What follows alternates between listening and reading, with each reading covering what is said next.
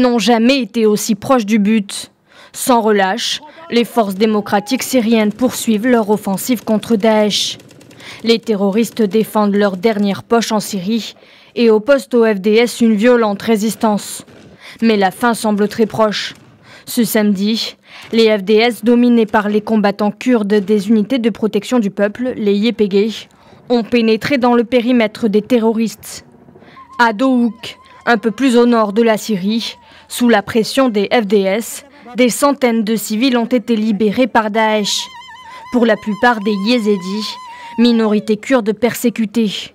Sur place, l'heure est aux retrouvailles entre des membres de même famille, séparés depuis plusieurs années. Daesh nous a indiqué que l'on pouvait partir si on le souhaitait. 11 enfants sont sortis de la zone en premier.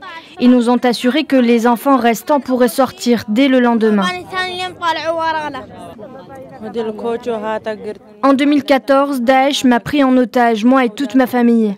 Plus tard, des militaires m'ont libéré avec mon petit frère. Mais depuis, je n'ai aucune nouvelle de ma famille. Je ne sais pas ce que mon père et ma mère sont devenus.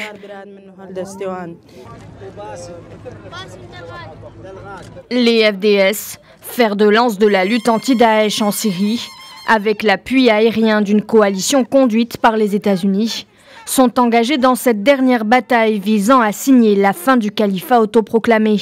La grande majorité des personnes évacuées sont transférées vers des camps de déplacés plus au nord. Les conditions de vie y sont dures. L'ONU a d'ailleurs appelé à une levée de fonds urgente pour venir en aide aux populations déplacées.